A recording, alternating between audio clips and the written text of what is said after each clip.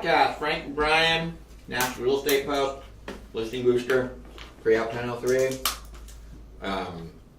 Gosh, who else are we? We're so many things. So many great things. New Loan Officer U.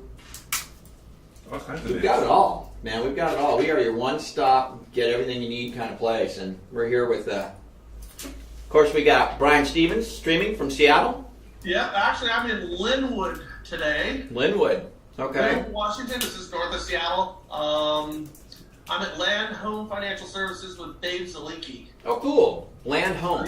I've seen them on the road before. The quintessential greasy spoon breakfast, and it was fantastic. I love those kind of breakfasts, man. Did you get French toast or pancakes? What's that? Did you get French toast or pancakes? I got come on in.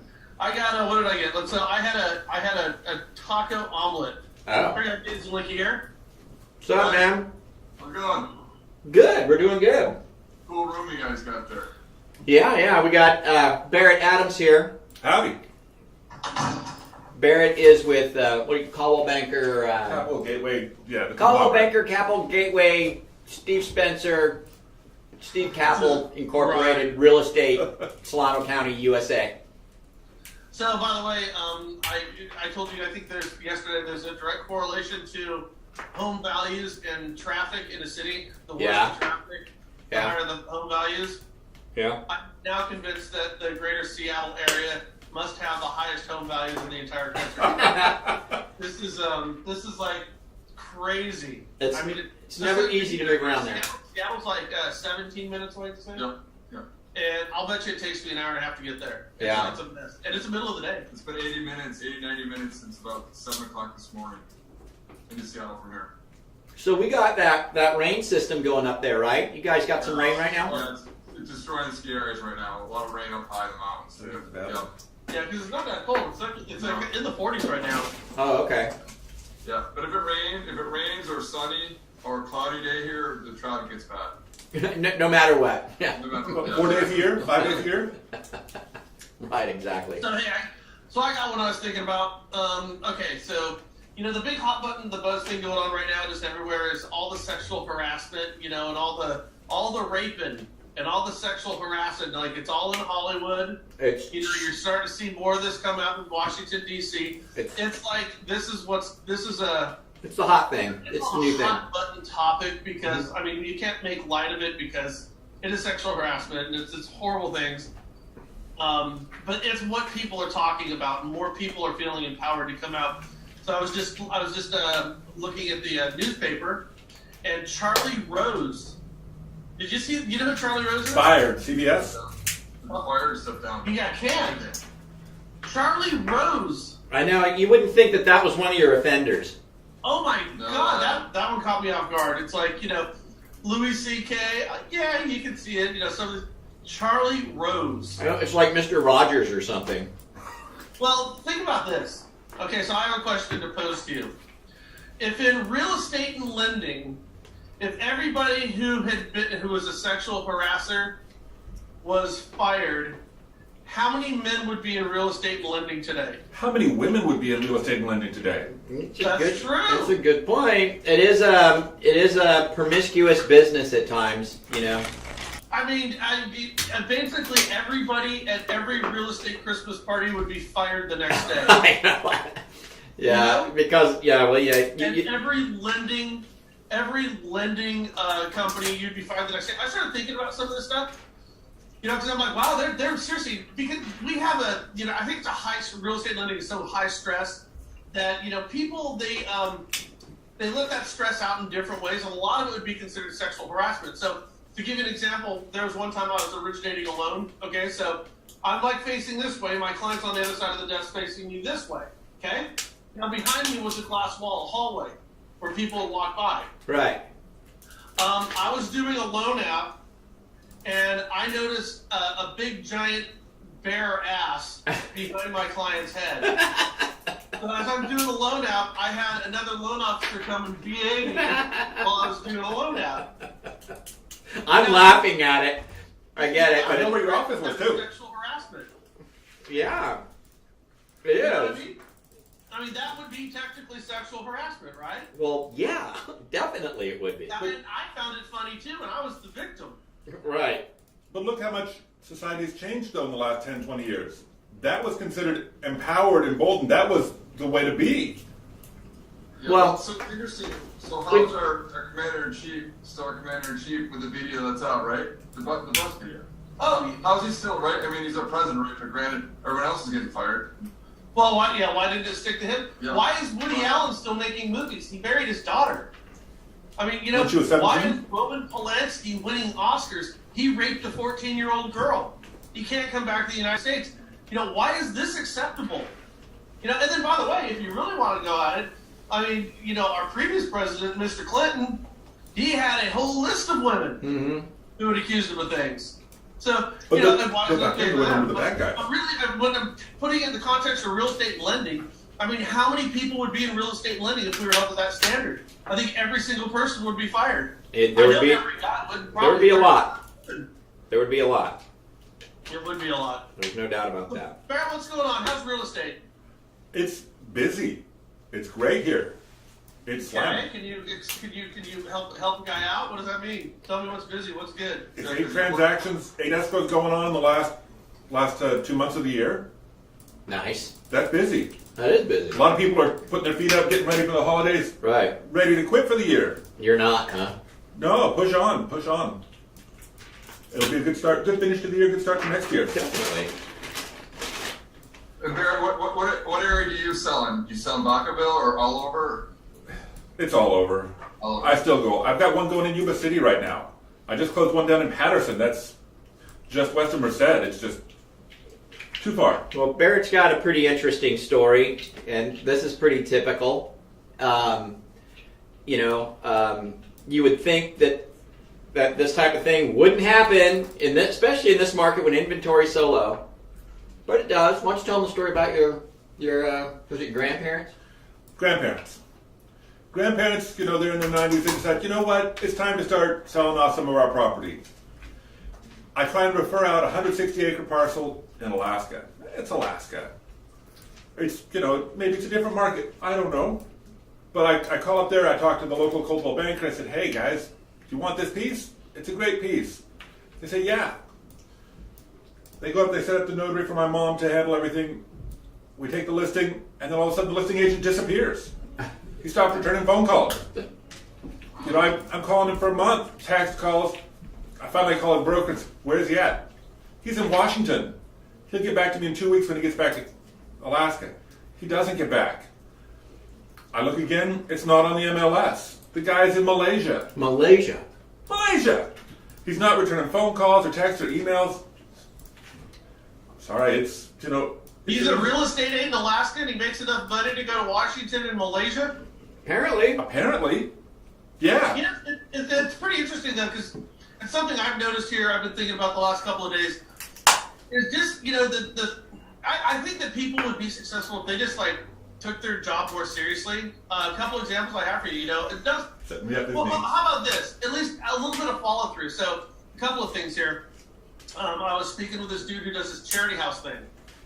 And he was telling me that through Charity House they work with it's like a relo type of company for real estate and lending for these large companies. Like if you work at Boeing or if you work at Google or if you work at Amazon, they have fulfillment packages that include real estate agents and lenders. And so you can, if you work at Boeing and you go through Charity House, they're going to take 30% of the real estate agent's commissions and they're going to give it to a charity in your name, which becomes a write-off for you. So it's a benefit to the person to go through their company. That's interesting. It's basically the same as a relo amount. And I was talking with this guy, and he says that they miss out on 50% of their 30% charity pieces. I go, well, why don't you just put a demand into escrow? Says, well, sometimes it's hard to keep these things straight, which transactions are going on because they're taking place all over the country. Now, as a real estate agent, if you don't get that 30%, you're never getting another deal again. This is business that's just fed to you from some of the biggest companies in the country. How short-sighted is it of that real estate agent to not proactively make sure that the charity gets their 30% of their commission. Yeah. Which is ridiculous. I'll tell you another one. This is up here too, about not following through. So my in-laws, they live in North Bend, Washington. Okay, so that would be east of Seattle. But Seattle's one of the hottest markets in the country. I mean, it's ridiculous up here. The median sales price in Seattle is like $750,000. So they interviewed a real estate agent, who the first thing she said was, "I will negotiate anything but not my commission. I'm getting my full 6%," which I thought was pretty ballsy. Let's start the conversation with that. What's that? Yeah, start the conversation with that, right? Pretty much. Well, it was part of the initial conversation, but she said, "Here's what's going to happen. Your house, we're going to list it for $720. It's probably going to have a bidding war the first day. They'll probably sell for $750."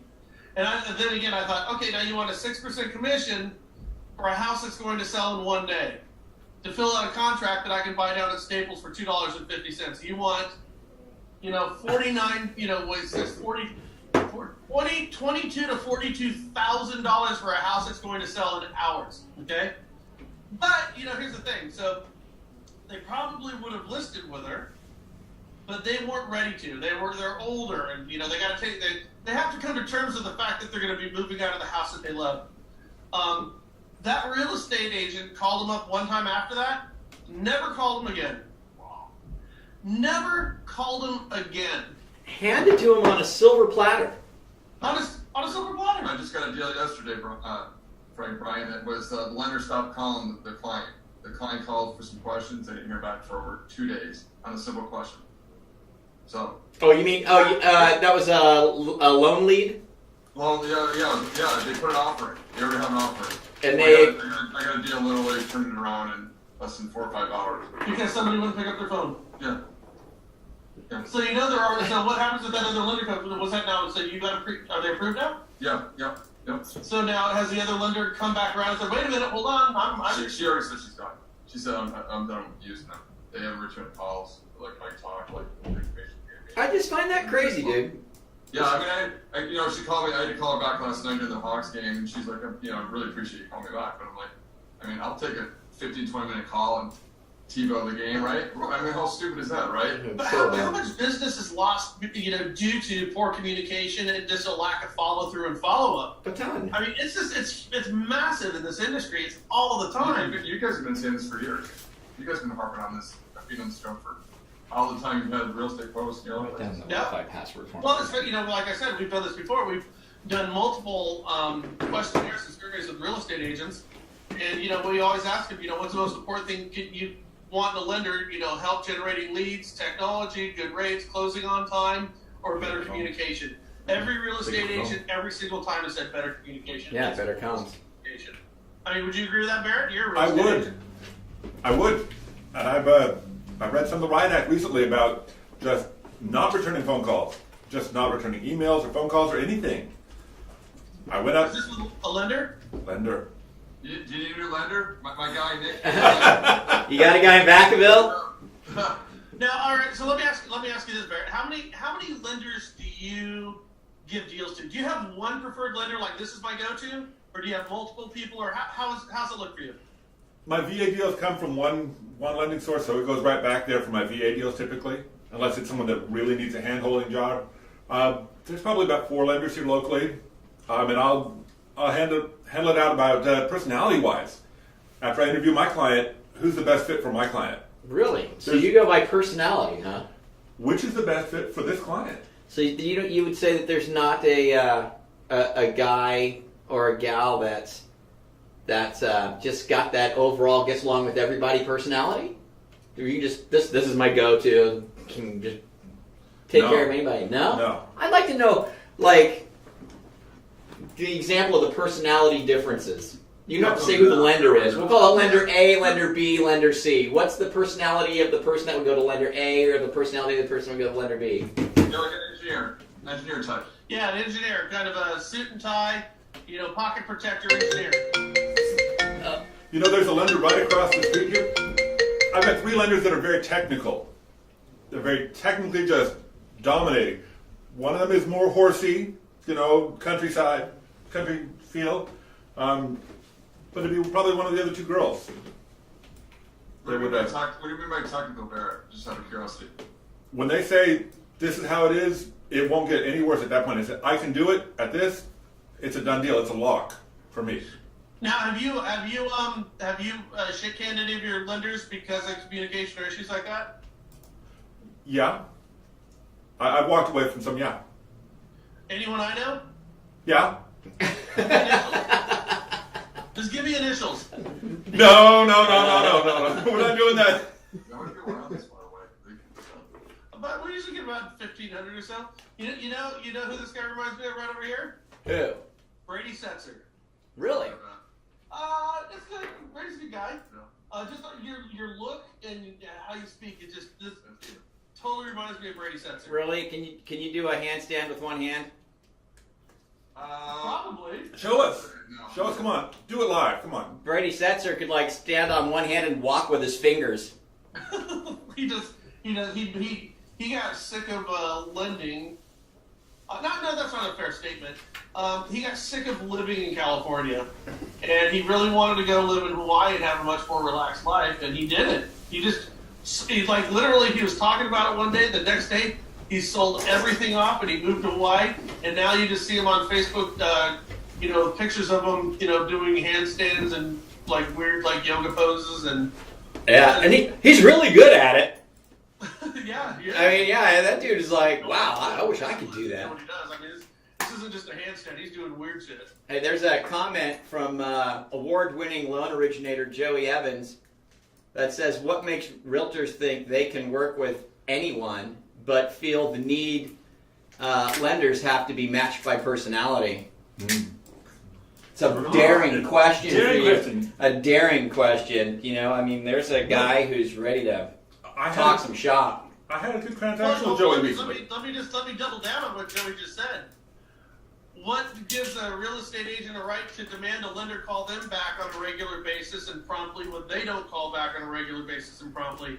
I'll bet you we could call 10 real estate agents right now. All right, if we call 10 real estate agents and 10 lenders, how many of the lenders and how many of the realtors pick up the phone? Well, Or call back with 20. Or call back within 20 minutes. I bet you, I could be wrong about this, but I'll bet you'll get a call back from a realtor first. Really? Think so? Yeah. I disagree. I think it's mixed Really? bag. I think you're gonna have about the same. Mixed bag. I think you're gonna have about the same number. Because by the way, it's very, very unhealthy. There's animosity between lenders and real estate agents, more so coming from the lender side, and it's because of the old pecking order. Where it was the real estate agent who would be the one handing out the deal, so they're at the top of the pyramid or at the top of the food chain. But right now, I would say that I venture to say that lenders are generating as many leads as real estate agents are generating right now because people aren't going to a brick and mortar building like 30 years ago. They're going online, and so you don't necessarily have to be a real estate agent to get that deal. I would say. We used to just real quickly. We used to think that there's animosity with real estate agents, so you get a bunch of lenders in a room and no real estate agents give each a drink. Within 20 minutes, they're going to be complaining about real estate agents, and it's unhealthy, by the way. It's not a good place to be. Right. And we were part of that. We used to be part of that group of people as lenders, being frank, until we started selling products to loan officers and realized that loan officers are just as unresponsive as real estate agents. My thinking is it'd probably be about the same. I'll bet you if you called 10 real estate agents and 10 lenders, I'll bet you 2 would pick up and 4 would call you back within 20 minutes and 6 wouldn't. That would be my guess. Yeah, remember we did that one year, Brian? It was on the show. Remember? Yeah, and was it real estate agents we were calling? I think it was. I think it was real estate agents we were calling. And we called 20-something agents, right? We had to call like 21 agents or something like that before one picked up the phone. Wasn't that what it was? Yeah, it was some crazy number. Yeah, it was like 21. We were just, hey, this is Frank. I just want to talk to you about something. Can you give me a call back? And we never even got calls back. Very rare. We got like 2 calls back. And just while we're on the topic, if anyone who's watching right now, if you have a voicemail message, don't say that you're busy. And we don't need to offer up. I love when people offer up what they're doing. Hi, I was unable to pick up the phone right now because I'm either on another call or with a client. I'll get back to you at 5 o'clock. Yeah, I'll get back to you at 5 o'clock. Maybe you're at your kid's recital. Maybe you're sleeping. Maybe you're seeing your shrink.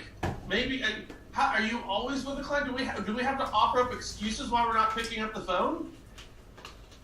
I know.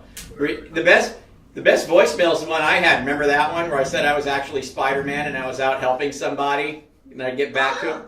And I'd get back to him. We started doing that. You know, people with their voicemail. It's like I can't pick up the phone. Well, I know you didn't pick up the phone. I'm hearing you on the voicemail. But we feel like we have to give all this information.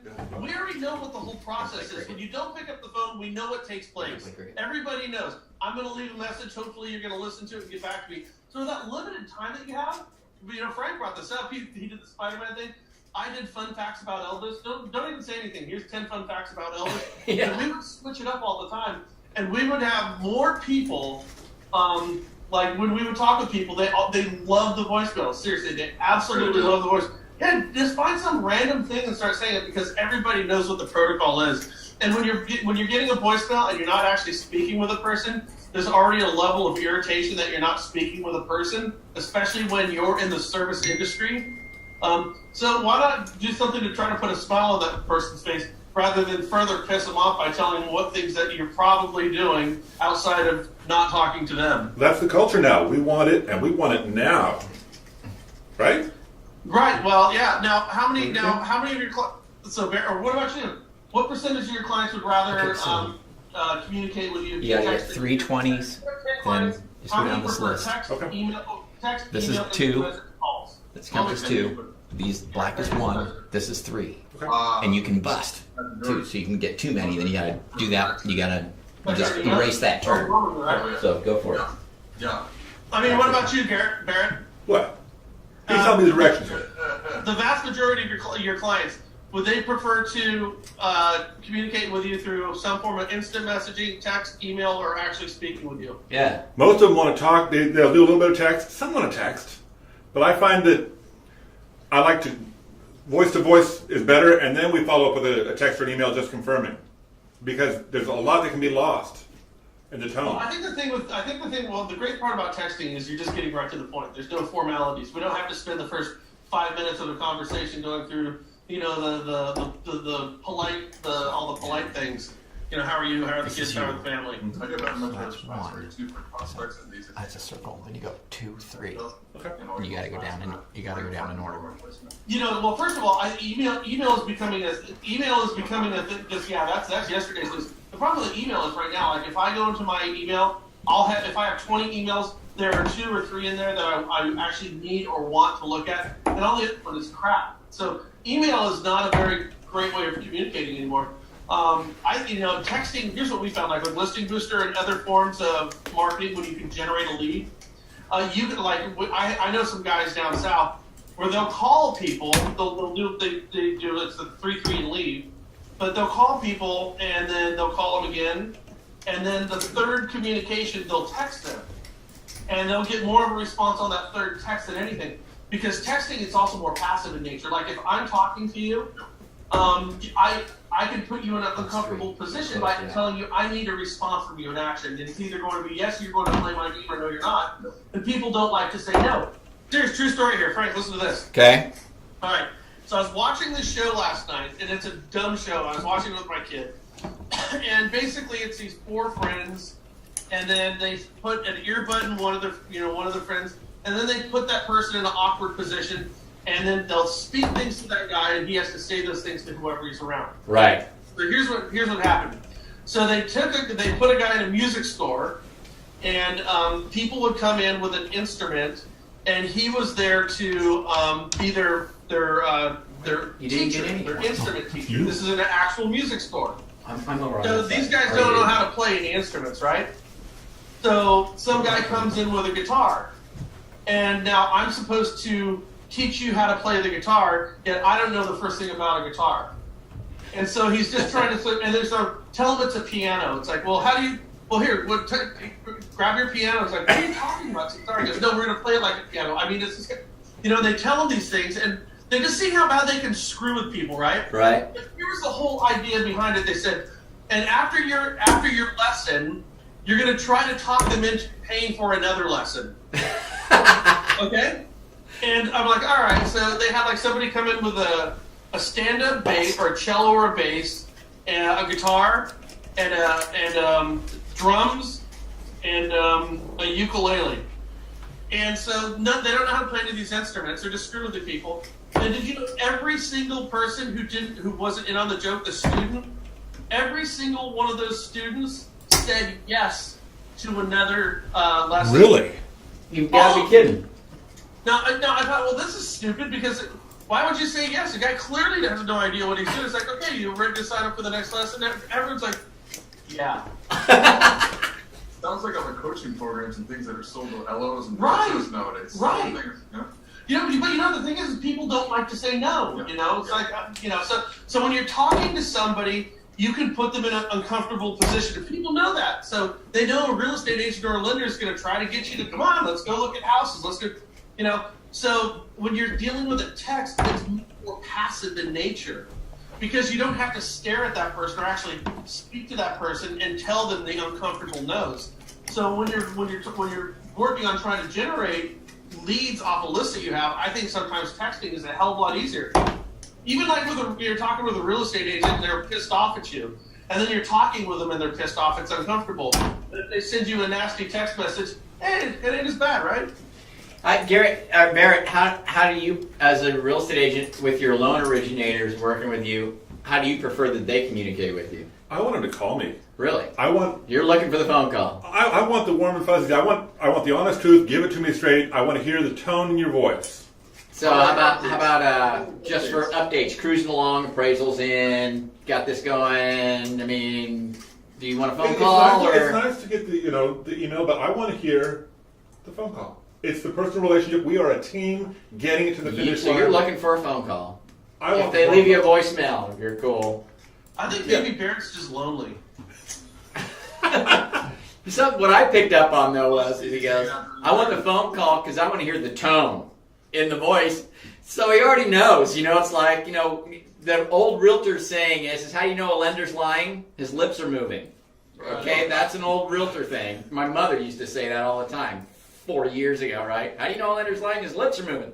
So I think a lot of real estate agents do have this kind of built-in defensive kind of what's really going on with this loan kind of built into them, you know, so wanting to hear their voice so you can kind of tell if there's something more going on. That's funny. That's about negotiation too. So we'll say this, that like when we have a transaction goes live, I'll reach out to the listing agent, introduce myself and our team and whatnot, and they like that because they're like, oh, I never had a lender call me to do that, or when they put an offer in, I like to do that because I want my client to win the deal.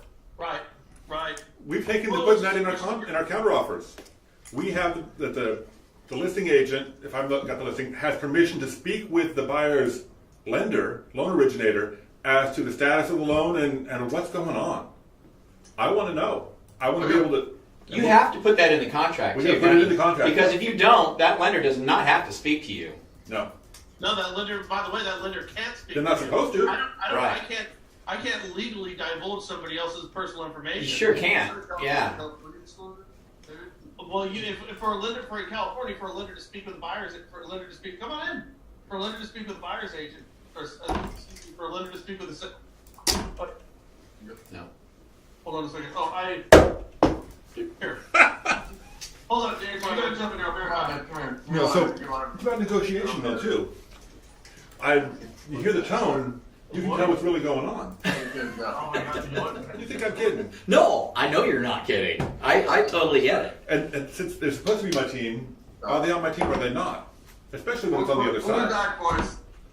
Okay. We're looking for a lost key. Brian took a key and put it somewhere. Oh, that never happens. That never happens. Boys' key for his boys. Yeah, Brian usually doesn't lose much of anything. That's really odd. So, anyway, Tell him he's gonna learn how to drive that new white truck of his better. yeah.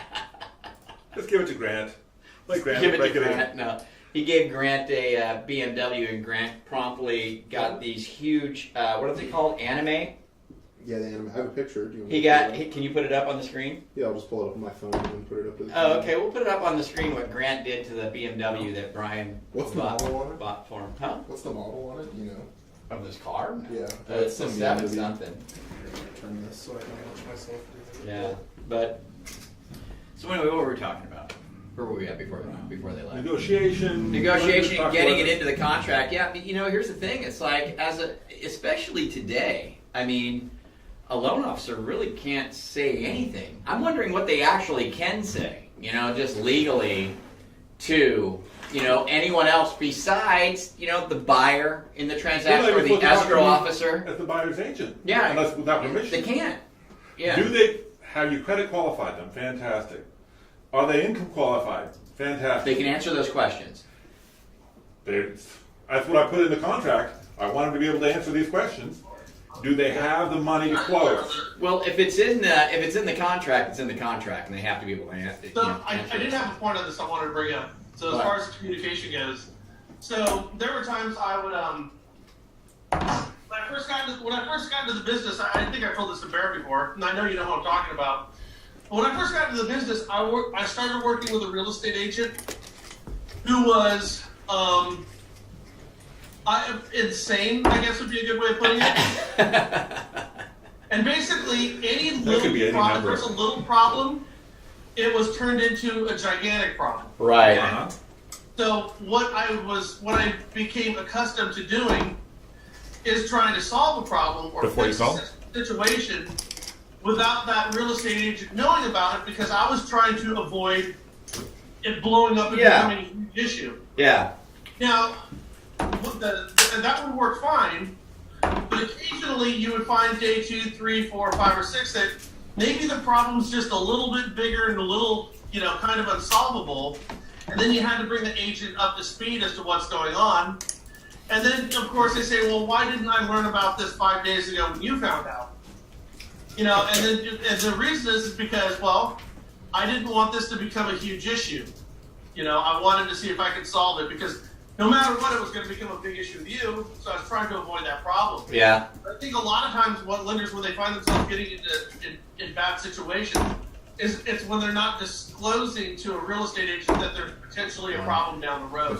I think that happens a lot, and that's probably the lack of communication that that real estate agents will talk about, that coming from a lender's perspective. Well, I think that when something comes up as a loan officer, when something comes up in a file, it's like, crap, I got to deal with this, and it's usually those things that pop up that, like, potentially this could be a big problem.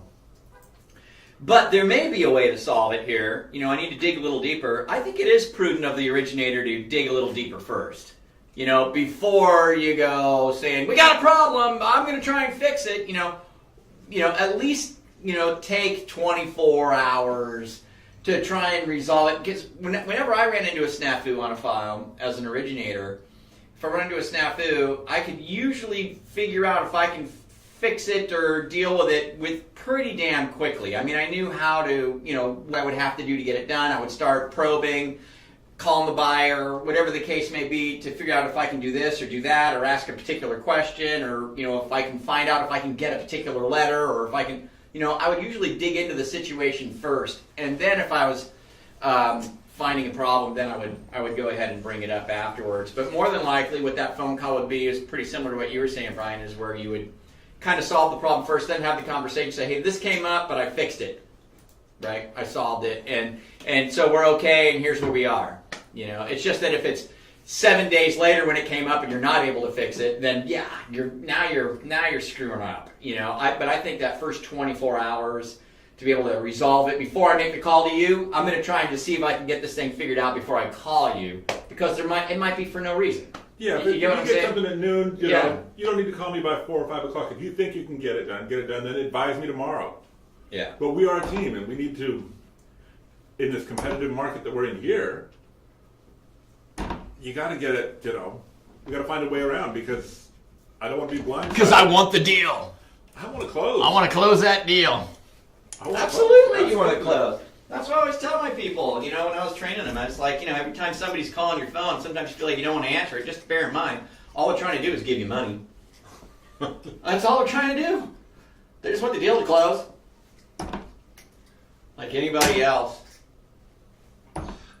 Hey, Yeah. by the way, guys, I did confirm. I'm not gonna give my source, but I did confirm today that Mick Mulvaney is going to replace Richard Cordroy as the interim head of the CFPB. That's pretty awesome. Now, Mick Mulvaney, or Mac Mulvaney, I'm not sure his It's name is. Mick. I think it's Mick. It's Mick. Yeah. He, if you watched our podcast yesterday, this guy is downright hostile towards the CFPB. He said some pretty outlandish things about its very existence. So we have a guy who's going to be running the CFPB, Who doesn't like it? who, by all appearances, looks like he hates the CFPB. Yeah, and who wants to change the structure of the CFPB, which is the right thing to do, and who's probably going to go in there and understand, yeah, I want to get rid of bad players. Bad players don't deserve to operate, but I'm not going to screw over good players, you know what I mean, that missed a particular item in a funding package, you know what I mean, that wasn't a malicious, hurt the consumer situation, which is what, what we've been finding, Fantastic. Well, the whole thing that we've seen, I think, with the CFPB that everyone talks about is policy through punishment. Right. Basically you would find out what you can do because somebody would get busted for it, rather than giving, real clear direction and guidance in a written rule. The rule became the punishment, which means in order for you to pass a rule, you had to go find some poor schleprock to go out there and, sue. So and then that becomes very arbitrary. So now we're trying to set policy. So I have to go find somebody who fits the criteria of what I don't want you doing. And I'm not going to necessarily bust people based on the worst infractions, but I'm going to bust people based on the policies I want to pass. And there's something that is fundamentally unfair about that. Oh, big time. It really felt like with the CFPB over the past, 5 years of their existence, that they ruled over lenders.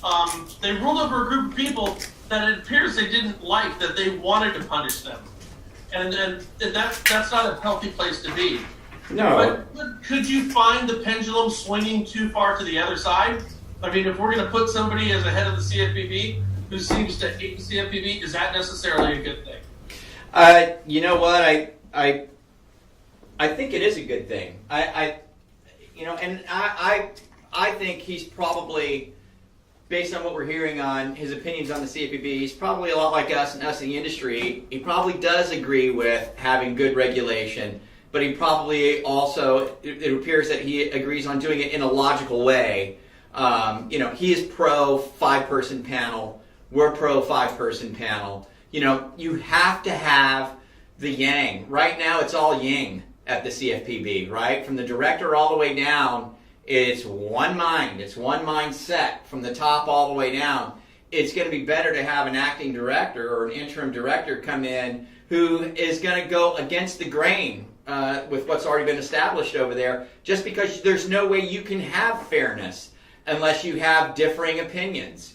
Brian, you and I are a perfect example. We go through stuff all the time with the show and stories and things like that where, it may seem like me and Brian are always in the same thing, but we're not necessarily. We have conversations before we do a show, or well, what about this? We yin and yang it, and we go back and forth, and then we kind of roll into, whatever our editorial position is, right? But, so I think it is a good thing, to answer the question. I think it's a very good thing. Right now it's all been yin, and you can never have something that's fair and unbiased unless you got some yang, and he's our yang, man. He's our yang, Mick Yang. And there's no such thing as a yin, by the way, Frank. Is it a yin? They're yin and yang, not yin. Whatever. Oh, I'm sorry, that's probably a racist. For me to say whatever is probably racist. I take it back. My error, yin. Yeah, I think, but when you think about it, you have, there's a lack of debate, or with how the bureau is set up right now. There's as far as having one person who's just going out there and picking and choosing what they deem offendable, rather than forming some type of consensus. You know, I mean, we are governed by laws, right? So we know when we're breaking a law. And so, like, a police officer can't go out and make a law up to bust you for it. But this is what they're doing. Really enforce the laws that already exist. Yet at the CFPB, you have somebody who does not have a set of laws to govern by. Keep throwing. You simply have one person who acts as a monarch, as an all-powerful king who picks and chooses what he wants to punish, irrespective of laws, because there are none in place. That's a clarity that everybody talks about. Yeah. Now, you could also have the other type of king, you know, who goes out there and says, I'm not going to enforce anything because I don't believe in the bureau that I'm running. And that could, it seems to me, could also be demonstrative in some sort of way. You don't want the extremes per se on either side. Because I think what lenders do want, lenders want rules. We want the bad apples out.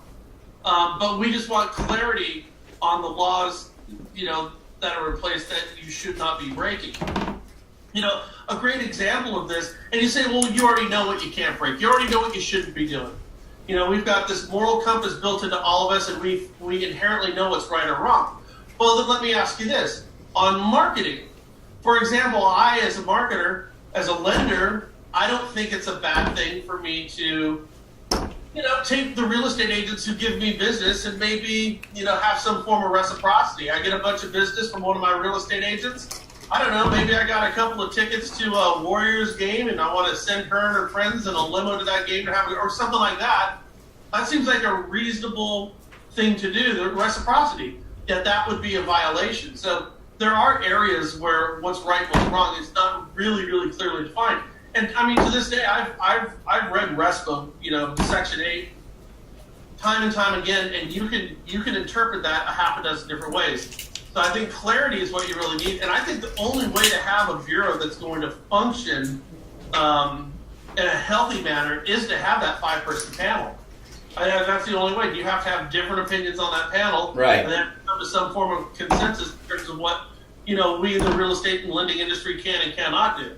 Exactly. But I think there are a lot of gray areas where, you know, either choice is not necessarily the wrong one. Yeah, and I mean, you opened up your statement there by saying, you know, perhaps he could go too far in the other direction, and I don't think that that's what we're hearing about him at all. You know, we know what his thoughts are on it, but that doesn't necessarily mean that when he gets in there and gets into the practice of being the interim director, that is, you know, all of a sudden there's just going to be no regulation or no rules. You know, the things that we've heard about him, and maybe we could touch on that again, but the things that we've heard about him are really the things that we've been complaining about.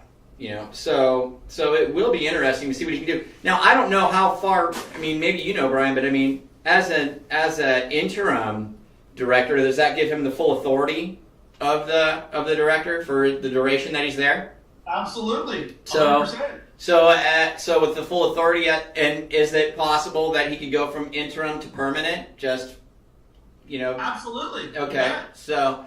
And by the way, just real quickly, it sounds to me that that Trump is going to be able to appoint an interim until, you know, you get the director who has to be vetted and approved through Congress. So he might be able to put Mulvaney in there without congressional approval, but if he wanted to take off the interim title, then he would have to be vetted by Congress. Got it. But but when he's in there as interim, he has full authority, and he is the reigning director at that point. Absolutely. You bet. No, I shouldn't say that. I mean, I don't know if the interim would have the authority to, you know, change the structure or fire people. He may be on a shorter leash. You know, like maybe he would. Again, this is just all conjecture on my part, and there's not a lot that's written into the CFPB in the event that these type of things happen. But I mean, he may not. Maybe he wouldn't be able to go out there and start new lawsuits. I don't know. But here's the whole point. Based on everything he said, there's not going to be any more lawsuits. Or at least there won't be any more ridiculous lawsuits. There will be lawsuits where they're deserved. Well, I mean, here's the point, guys. Let's say that Mulvaney goes in there and says, all right, let's say you make me the acting director of the CFPB, okay? I go in there. I've got complete and total authority. I'm going to go in there and say, there will be no lawsuits coming out of the CFPB, period, during the rest of my tenure. I'm not doing it. I don't care what you do. I don't care if you break the law. I'm not going to bring a lawsuit against you or your company. Okay?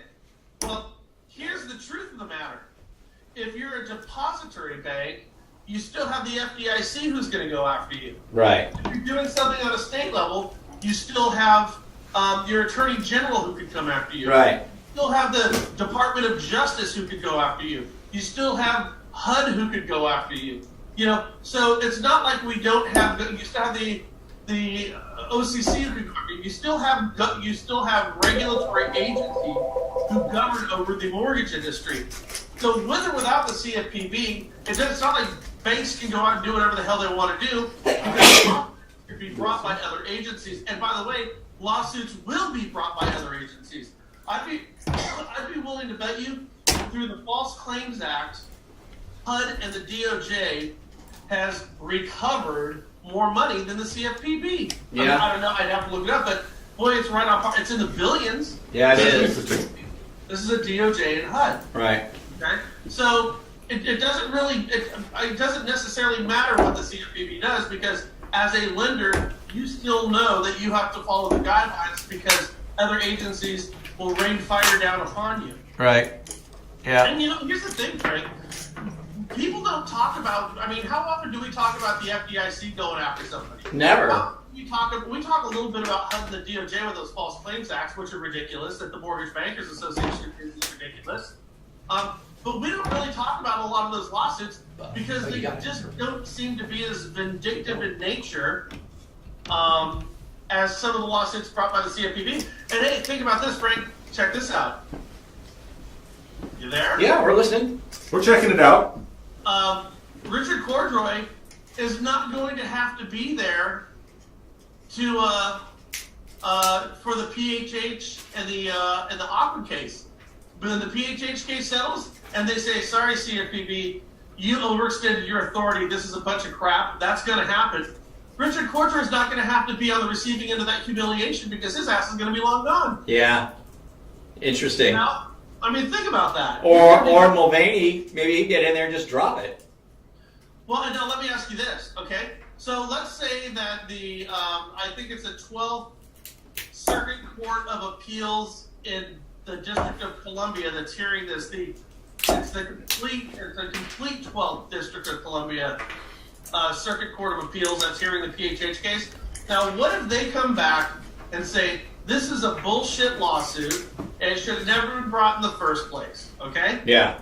Now, would you then not, if you were one of the companies who had been fined by the CFPB to the tunes of millions of dollars, would you then not go back and appeal?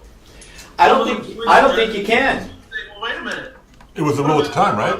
This is pretty ridiculous too. I don't think you can because technically most of them, 9 out of 10 of them, settled.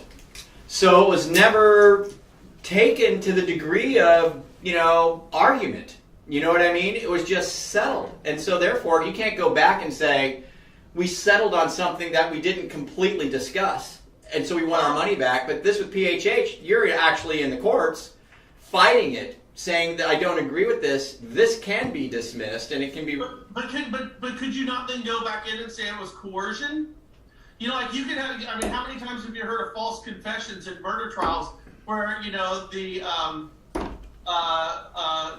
guy or gal in jail said, "Oh no, that confession of mine was coerced out of me." That's a good point. Yeah. That these cops told me that I was going to fry in an electric chair unless I admitted right now that I did this. Even though I didn't, I admitted because it's better than the alternative that you're putting in my face. Yeah. With the CFPB, everybody knows, this is no secret out there, that 99% of the settlements with the CFPB is because people simply did not have the money to fight these guys. And look at PHH. What the CFPB has effectively done by continuing to fight the PHH ruling is they're sending a message under Cordray. They're sending a message to the rest of the industry that if you fight us and do not settle with us, we are going to tie you up in court and bankrupt your company. Right. That's essentially what's going on. So I would go back as a company and say that there was a corporate coercion of sorts. And I would want my ruling looked at. And I would want to be refunded a couple of dollars, right? You know, the answer I think is yeah, and I bet we do see that. And it would be, why not? Why wouldn't I do that? You know, I mean, if I paid out, and you know, their favorite numbers seem to be $80 million with so many different companies and fines. It's just like 80 million, 80 million, 80 million. That was like their go-to sweet spot for settlements. 80 million bucks is a lot of money. You know, even if I can get a piece of it back. You know what I mean? Let's say the government has to succumb and just say, okay, we're not going to give you everything, but we will give you, you know, 30% of it back or 20% of it back if you settle with us. You know what I mean? That might even be worth it. Well, but, let me give you guys an example. So I spoke. There's a small mom and pop lender in the state of Missouri, okay, in a little town in Missouri, and it was like 2 lenders, okay, and this isn't a big operation. A couple of lenders. So the FDIC went in to do an audit of a bank. And the FDIC recognized that there was a lender in the bank that was not employed by the bank. And so the case was handed off to the CFPB. Now, what has to happen, just like when a lender's sitting a real estate office, you have to find out what fair market value for that rent space is, and that's what you as a lender have to pay. You can't pay more. Like I as a lender couldn't go pay, you know, $10,000 for a $10,000 for a space that would otherwise go for $1,000. I as a lender might want to do that because I'm going to get a lot of referrals, but that would be a violation. So anyways, let me finish here. The CFPB went in and said that they were not paying fair market rent, that they were paying, it came out to like 25 cents too much per square foot. yeah, it was debatable. barely off. Now, as a result, that lender was fined when it was all said and done to the tune of like $650,000. This is a mom and pop place, mind you. This isn't a huge operation. Now, the funny thing is, the CFPB did their press release on this. We just fined this guy for this and fixed this wrongdoing. What a bunch of bullshit this was. And here we are, the CFPB looking out for your best interest. Did you know that the CFPB never went back there and told them they needed to change what the rent was for that space? Right. That they simply took the fine and walked away. Yeah. They didn't even correct what they saw was a problem, and the problem was so small it was ridiculous. Right. I mean, that to me is frivolous. If I'm that guy, I want my $650,000 back. Hell yeah. By the way, you know who's doing a backflip today? Who? I'll tell you. I'll give you a hint. I'm up in Seattle. Who? Zillow. Oh, Zillow, right. Oh my God! Can you imagine Zillow right now? I'll bet you their stocks are up. Hey, listen. We should look it up. By the way, they're gonna announce Mulvaney as the interim here sooner than later. Yeah. Okay? And when Mulvaney is announced as the interim head of the CFPB, I'll bet you Zillow's stocks spike. Because they're not going to have to pay out millions and millions of dollars to the CFPB because Mulvaney's going to drop this damn thing. You heard it here first. Buy some Zillow stock today. I mean, that's what's going to happen. Yeah, I bet you're right. I bet you're right. Recipe question. Yeah. Yeah. I know that I can't take anything from the title companies. Right. They can't give me anything, so I can take them out to lunch. Can I give my lender friends? You can It's a take the baseball title game? company to lunch. That's okay. Can I give my lender buddies baseball tickets? I don't know. Okay, so I'll tell you this right now. So there is a misconception in the real estate space that as long as whatever you're giving is under $25, it's not going to be looked at. That's not true. If you're giving anything of value in anticipation or expectation of a referral, that is a violation. If I take you out to lunch, if I buy you a coffee? steak or whatever, if it's an expectation or anticipation or belief that I'm going to get a referral for it, that's a violation. Period. Now here becomes the complicated part. So me and you are friends. We are friends. I know you outside of work. I see you places. I would buy you a beer. You would buy me a beer. Now, am I buying you a beer because I expect to get a lead from you, or am I buying a beer for my friend? That's right. That's Right. the gray area. My friend is going to give me referrals because Nice. I'm his friend as well. So can I not buy a beer for my friends? Yeah. This That- isn't one, is it? Hold on, Brian. We have to discuss We the gotta dart. discuss it. I have to Dart. discuss the dart thing. You got one, bud. Oh wait, this one is. Ooh. No, I'm gonna say it's outside. So you got one. That was a close one. We had to Important discuss thing. that. No, It's it's up a little bit. And it looks like Zillow stock. Let's see. It's plus. It's up. you're right. Yeah. Well, wait till they announce Mulvaney. When they Yeah. announce Mulvaney, you're gonna see you'd be smart to see a bump in there because based on everything I'm hearing from this Mulvaney, he's gonna drop this lawsuit like a hot rock. That's it. Well, that'll be good. That'll be good. I'm looking forward to it. I'm very curious to see, when does he have to go in? When does he get to put him in? And I'll tell you what, the other thing, I think what you might see immediately are some of these like smaller, stupid concerns that people have with how lenders and real estate agents are working together on some of these third-party products that you have out there. Yeah. I think you're going to find people less reluctant to use them. Yeah. More inclined to work with lenders and real estate agents and share costs for marketing. Yeah. Because when you think about it, a lot of the marketing that a real estate agent and a lender are doing, all they're trying to do is get more properties in front of more people, which is basically just giving people more choice. It's when you take away marketing, you're taking away the opportunity for a consumer to see everything that's on the table that he or she can purchase. The other thing is that the concept and the reason that they frown upon it is oh, you're doing joint advertising because that person's going to send you all of that business that comes over, and the truth is that that's not the case at all. I mean, it's not the case at all. It doesn't. In reality, it doesn't mean, like, I'm sure. Do you do joint marketing with any lenders? Yeah, You do joint marketing with some lenders, right? I do. And so, but for you, is it like, yeah, we'll do this joint marketing together, and when leads come in, we'll try and work them together? Is that basically the concept here, or what? Yeah, if Yeah. the lead comes in from that one, let's do it together. Let's do it together, right? So, but and then you're not in front of anybody of any authority here right now, but I mean, because they're co-marketing with you, do you feel more obligated than to give them other things? I mean, you've already admitted to us that you use different lenders with different personalities for different buyers with different, personalities. So you're not necessarily, this guy's helping me advertise on Zillow, so I'm just going to send him everything I got. No, I feel obligated to give them to people that I know that can close the deal, that are quality people. Yeah, but the deals that you're advertising, if you're advertising with the guy and a lead comes in from that joint advertising, you're absolutely going to say, yeah, take that lead and run with it, right? Yeah, that's totally fair. So reality is reality, I mean, when you're working together, you're buying leads together, sure, you guys are going to work those leads together, but that doesn't mean that you're just going to send them everything. Hey, Frank, Yeah. I'll let me up the ante on you, okay? I mean, we can speak frankly now. We got Mulvaney coming in, brother. But let's speak frankly about this. The only reason any lender anywhere in the country, every lender, any one of them, all of them, do any type of joint marketing is because they want more business. Right. That's it. There's no other reason to do it.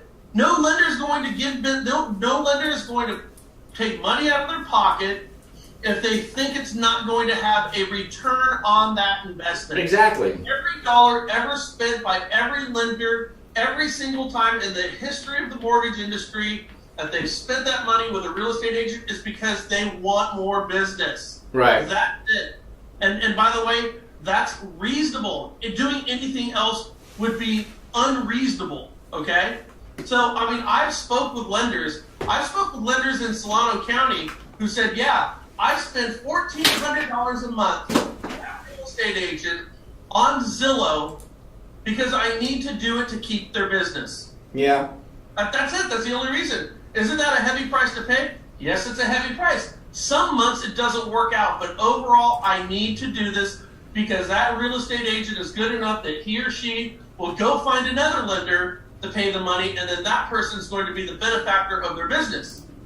You know, so this is the only reason people do it. Now, if I am giving you money because I expect business, that is a RESPA violation. Right. Which means every time a lender has spent money with a real estate agent, you gotta say it is a violation. Right? I mean, now I want to be very clear about this. According to RESPA, you could go ahead and joint market with a lender or with a real estate agent in a compliant fashion. Okay, you can do that. But what we can't do is we can't legislate or regulate somebody's thoughts. You know what I mean? Right. So I can go. What I'm saying here is that is the thought behind any type of money that a lender spends. They're spending that money because they want more business. Right. So I'm not. You can be compliant right now, but at the end of the day, that's what's going around in everybody's head. And I gotta believe too. I mean, well, let me ask you, Barrett, as a real estate agent. Let's say you've got a guy, a loan officer you really like. You send him some business, but he's just flat not willing to do co-marketing or co-advertising with you. You still send him deals? For me, yeah. I'm not trying to generate my business off of and bring in new business. I'm trying to generate off of old client base. So you're referral based. That's my goal. Do you do Zillow advertising? No, Oh, you don't even do it. I don't even do it flat out. I don't like it. You don't buy leads. I don't buy it. I'm opposed to it. Yeah. I wrote a nastygram to the Coldwell Banker CEO about how they were preaching that at the convention the other day. To buy leads. It was leads. It was the common theme. That's the new thing. Today it's buying leads. It's all about buying leads. And the new kids growing up, you said you've been experiencing a lot of new agents and a lot of new lenders lately in the industry, and you say they're just a pain in the ass. And and you know, I think the mentality of the new person today isn't what it used to be. And it is that type of a thought process today. It's buy. I'm gonna buy, and hopefully convert. That's what it is. I do marketing like this. If you're gonna have a hamburger for dinner tonight, okay, you gonna go kill a cow, or you gonna go down to Safeway and buy some ground beef? There you go. Buying leads, man. Why do I want to hunt a lead down when I go down to Safeway? Yeah. It's like Mike Ballinger says. He goes fishing all the time. He goes, I'll start keeping fish when Safeway quits selling fish. Yeah. You know, it's the same thing. You know, you want to have to go hunt down your lead, you know, or do you, if you could just buy it? The problem is it's a hell of a lot more money to buy these leads. Yeah. But, I get what the mindset. The mindset is if I can buy dollars for 25 cents, you buy as many dollars as possible. You know, so if you're getting a reasonable return on your investment, then I get it. As far as like the Zillow leads go. I've spoken with more people who say it's not a good investment of my money than have said that it is a good investment of my money. I have spoken with some people who says it works for them, but I think I've spoken with more who said no. I think it just depends on really where you're at. If you're going to sit there and you're going to play dialing for dollars and you're going to call, and you're going to call each one of these 8 times in 2-3 days, but there's a whole bunch of them too, and they're all cold, and you've got to build a new relationship with each and every one of them. That's not who I am. I'm not built for that. Maybe it's... Some people are. Some people are. Some people aren't. You know, it is a matter of choice, and you can convert. I mean, it is completely possible to buy leads and convert. There's no... The percentage, you're going to get 1 or 2 out of every 100. Yeah. It's just going to happen, no matter how good you are. You've got to get that number. Well, we're gone over an hour here, and I got to get to doing some stuff. Cool. I'm going to go to that interactive music museum in downtown Seattle right now. Oh yeah, the one that looks really cool with all the crazy stuff. Yeah. Yeah. They have what I just heard from Dave Zelinki over here. He says they have a Ziggy Stardust display, an old David Bowie display. Nice. Going right now. Nice. So I've always wanted to go check it out. So that's what I'm going to go do right now. I got my son and his friend, and we're gonna go see this thing. All right. You know, Paul Allen, the guy from Microsoft. He's a huge music buff. You know, what do you do if you're worth $20 billion? You know, you go to your hometown and you build an homage to pop music. Well, that's what he did. That's one of the things you do. Just badass. Yeah, that's one of the things you do. Besides how forward to airplane collection. Yeah, that's another thing you do. Yeah, for sure. I don't know, airplanes, rich people, you know, I think it's bad juju, man. If I ever became a 20 billion guy, I would never take up flying airplanes. No. You always wind up in the lake somewhere. That picture for St. Louis. Yeah. Boy, Halliday. Yeah, you always wind up ditching it somewhere. Harrison Ford's lucky. He's done it like 3 times and lived every time. It's miraculous. Did you see the last one? And by the way, you know, I'll tell you what, if you're over the age of 70, I think you should have to renew your driver's license every year. You know, because most people figure out if you're too old to drive when it's too late. Yeah. And it's the same thing with pilots. Harrison Ford, the last time, did you see when he flew over like a Southwest? Yeah. Yeah, and landed on a taxiway. Yeah, he goes, what the hell is that jet doing? He just landed on the taxiway. I mean, I don't need a 76-year-old guy on a plane coming in my airport at 500 miles an hour. And they let him keep his license. I know. Harrison Ford, man, he flew the Millennium Falcon. I know, you gotta let him keep it. So next time, throw Chewbacca in the back. Barrett, appreciate you coming down, Dave. Yep. Thanks for the Thanks for letting invitation. me use Yeah, your thanks, office. man. It's been It's a pleasure. awesome. Thanks, guys. All right, you guys. Well, have a good one. Have a happy Thanksgiving, everybody. Brian, just so you know, I'm doing early Thanksgiving with my mother-in-law tomorrow, so I'm out all day, and I'll be back Monday. Yeah, so just to be clear, as far as our shows and everything go, we have a show going out tomorrow. Yeah. But we're not going live tomorrow. No. Okay, so then we will circle around with our little video podcasting here back on Monday at 11 o'clock. Yeah. And what I'm going to try to do is just figure out who we're going to line up. And so we'll give everybody a week in advance who we want to line up. And by the way, for those of you who are watching, if you've got some interesting stories that you want to share and be a part of one of our podcasts, just reach out to us on Facebook, on our Frank and Brian site, and we'll just go from there. Sounds good. All All right. right, guys. Well, thank you so much. Have a good one. And everybody enjoy your Thanksgiving. Yeah. Thanks. See y'all later. All right. Bye, guys.